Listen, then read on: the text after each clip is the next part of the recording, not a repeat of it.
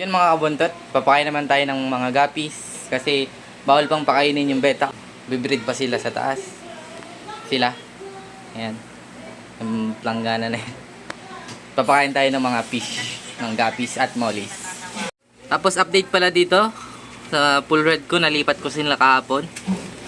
Tapos sa mosaic ko dito sa 17 liters na tubig dito sa baba. Tapos ito bagong setup ng tubig para kung sakaling mapisa yung beta fish, dito ko ililipat.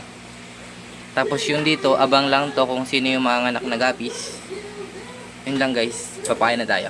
Wala guys, max flow para sa mga adult.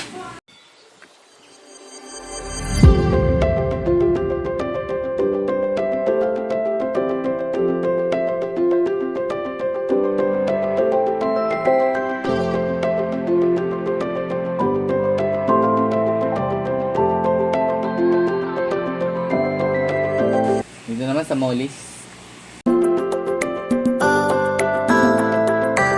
Dito naman tayo sa mga fry guys. Mga kabuntot dito naman. Sa full gold. Dito sa full red. At dito naman sa mosaic.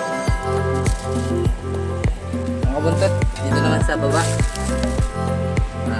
Gagamitin natin is baby brine shrimp, decapsulated.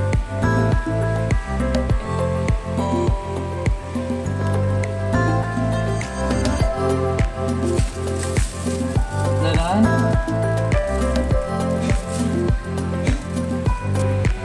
Flex ko muna sila habang makain mga kabuntot.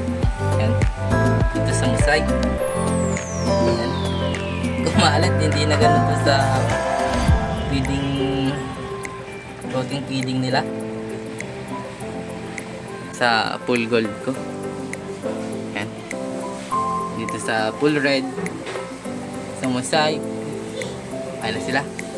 Dito sa mga mollies ko, sa PKBN, sa Platinum King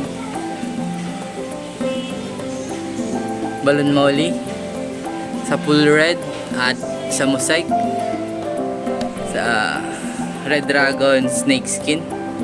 Yan. Dito sa full gold ko. Mga kabuntot, thank you for watching. Tapos na po ating vlog. Salamat po sa magsusubscribe, mag-share, mag-like, mag-comment na rin po kayo para ma-shoutout po kayo. Peace yo. Bye-bye.